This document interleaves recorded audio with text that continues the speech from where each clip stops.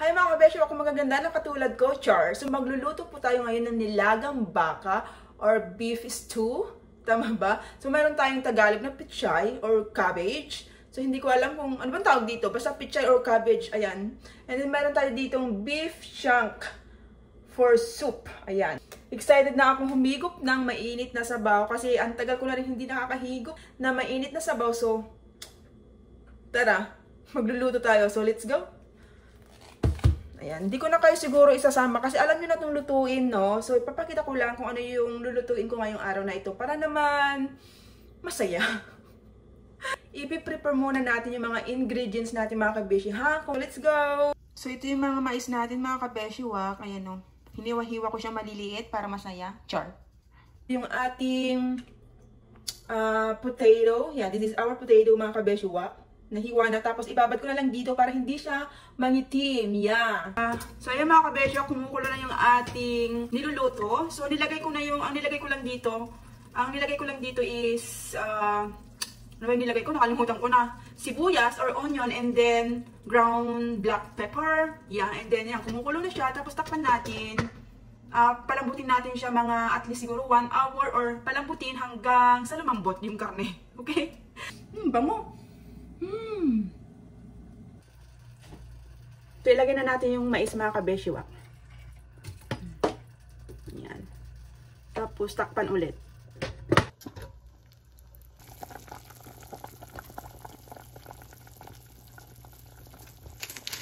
So, lagyan natin ng magic syrup, mga kabeshiwa. Kunti lang. Ayan. Ito yung ating sekreto. Magic syrup. That kind of man. Char. Ayan. Okay na yan. Haluin lang natin, mga kabeshiwak.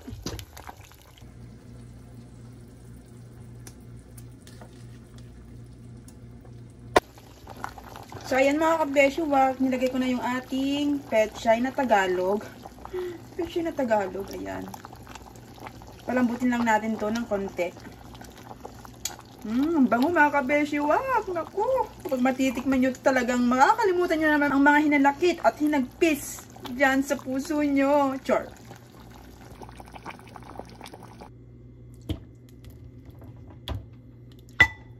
Ayan. Natin ng sabaw. Mais. Ayan. Ayan yung ating gulay. Meron pa tayong spring onion dyan. May pagulay si Mayora. Diba? Bangga. So, ito na po yung ating nilagang baka or bulalo. Ayan. Mukha siyang masarap, mga kabeshi. Lagyan natin ng potato. Para masaya. Ayan. O, diba? Perfect. Lagyan po natin ng sabaw. Oops. Ayan. Kung tama ba yung lasa niya. Oh, ang sarap. Ang bango, mga kabeshi. Ayan, oh. Sarap nito, mga kabeshi. Tikman natin yung laman. Yung maliit lang. Yung isang subo lang. Ayan, oh. Tingnan natin kung malambot ba. Ayan po. Ayan siya. Hipan natin. Mainit, eh.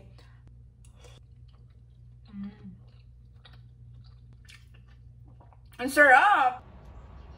Ayan. So, ayan mga kabeshiwak, I'm back. So, gusto lang ako ipakita sa inyo ito. So, ito ay binili ng aking asawa sa Amazon. Yeah, and this is, mga gel polish, ganun. Pakita ko lang sa inyo, kasi sa mga hindi nakakaalam, marunong po akong maglinis ng kuko, mag-ayos po ng buhok, mag-rebond, mag-color, ganun. So, ito yung kasama niya. Meron siyang ganito na. Nail file. Tapos ito. And then, garne. Meron siyang kasamang ganyan. So, ito. Ano ba ito? Yan. Tapos, ito pa. Meron din siyang kasamang, nail cutter. Ayan. Oops, nahulog. And then, ito, meron siyang gel nail polish remover. Panglinis yan sa kuko. Tapos, Ito, hindi ko alam kung anong tawag dito. Meron siyang pusher. And then, another nail cleaner. Yan siya. Tapos, may tip guide siya. Kapag gusto mo siyang mag-cutics na pa-French tip, ayan, gamitin mo yan. And then, yun lang. Tapos, meron na siyang kasamang UV lamp, mga kabeshiwag. Ito siya, oh. Charan! Ayan. So, meron siyang kasamang ganyan. Tapos, ito yung kanyang saksakan. Ayan. And then, ito yung kanyang laman. Ayan. Dami, diba? So, ilang pieces ba ito? 65 lahat po ito. Kasama na po yung dalawang top coat, tapos dalawang base coat. And then, meron siyang isang kasamang top coat na matte. Yeah. So, yun. And then, ito yung kasama niya sa kanyang box. So ito mga kabeshi, nabili lang ng aking asawa. $22. Kung i-convert mo sa peso, more than 1,000 din. So, mura na siya. And then, nagamit ko na po siya. Ayan. Nagamit ko na siya. So, for me, okay naman siya pang personal na gamit. Kasi, meron na ako mga gamit na ganito. Kaya lang iniwan ko na sa Pilipinas. Hindi ko na siya dinala. Ang mga dinala ko lang is yung mga, nipper, ganun. Pero yung mga UV lamp ko, tapos yung mga gel polish ko doon, is iniwan ko na doon.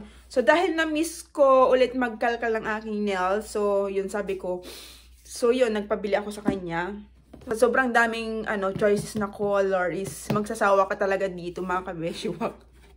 So, ayun, mahilig kasi akong maglinis ng aking kuko, ganun. And then sa mga hindi nakakaalam po, is marunong po akong maglinis ng kuko or mag-manicure or pedicure, and then mag-rebond, mag-hair color, eyelash, ano pa nga ba? So, yun, kasi dati, sa mga hindi nakakaalam, nung nag-work ako sa Taiwan is, nag-part-time po ako sa isang salon doon sa Taiwan. So, doon ako natuto mag-rebond, magkulay, ganun. So, yun, tinuruan ako doon ng isang Filipina na may-ari ng salon doon. So, nag-sideline ako doon sa kanya. So, thank you so much kay Boss Course kasi nang dahil sa kanya is marunong ako mag-rebond, mag-hair color, gano'n. Tapos, ayun, nung pumasok ako doon as in zero knowledge ako, pero tinuruan nila ako. And then, sabi nila is napakadali ko daw din namang natuto. So, yun. Dahil, syempre,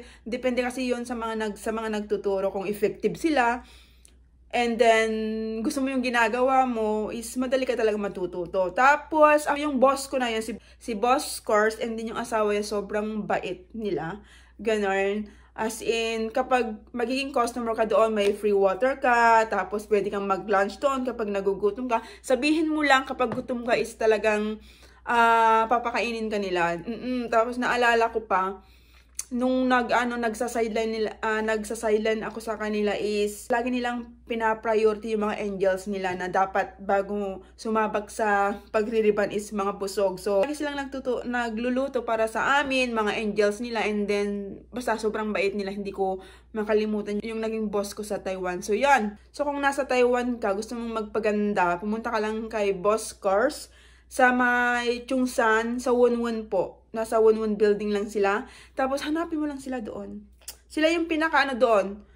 Parang hindi mahal yung nila, yung charge nila sa'yo. As in, talagang presyong kabayan, ganun. And then, dahil gusto kong mag-improve yung skills ko about sa pagpapaganda, pumasok po ako sa isang training center kay Sir Roldan. Pasig yung kanyang training center. So, siguro 1 month din ako doon nag-training. And then, ang gusto ko lang kasing ang gusto kong pag-aralan kung bakit ako pumasok sa training center is yung paggugupit. Gusto ko talagang, matutong maggupit. Kasi bilib na bilib ako sa mga sa mga naggugupit ng buhok, nagagalingan ako sa kanila, yon. And then, nung nag-training ako, kinuha ko na lahat. kinuha ko yung package nila lahat, like pedicure, manicure, facial massage. Sa lahat ng ang package nila is kinuha ko na para at least magkaroon naman ako ng experience. And then tapos nung nasa Pilipinas ako is nag-work po ako sa isang salon. Siguro umabot din ako siguro ng 2 taon. Oo, parang 2 taon or mahigit sa Beauty Bian Salon and Spa. So, doon na-enhance yung aking skills about sa pagpapaganda, ganun. Especially sa paglilinis ng kukos kasi wala akong experience sa pagmamanicure or pedicure. Pero nag-training ako. And then doon lang na-enhance yung aking skills about sa pedicure, manicure, ganun. So, yun, natuto ako sa pagkakalkal ng ingron, ganun. Tanong din akong mag-eyelash. Ayun na nga mga kabeshwak, ang dami ko nang daldal. Ang dami ko nang na-share sa inyo. So yun, kung nasa Pilipinas ka pala at gusto mong magpaganda, pumunta ka lang po sa Beauty Bian Salon and Spa. Pumunta ka lang doon, yung mga staff doon is napakagaling. So hanapin mo lang sina Ate Rose, si Ashley, ganun. Tapos yung may mga ibang pa doon, staff. So gora ka na, and then marami silang doon pa promo. Tapos napakabait din po yung may-ari, si Ma'am Christy Cahill. Kung mayroon kang gustong itanong sa kanila, feel free to ask them. Ganon. So anyway, hanggang dito na lamang po ang ating vlog for today. Thanks for watching. Bye!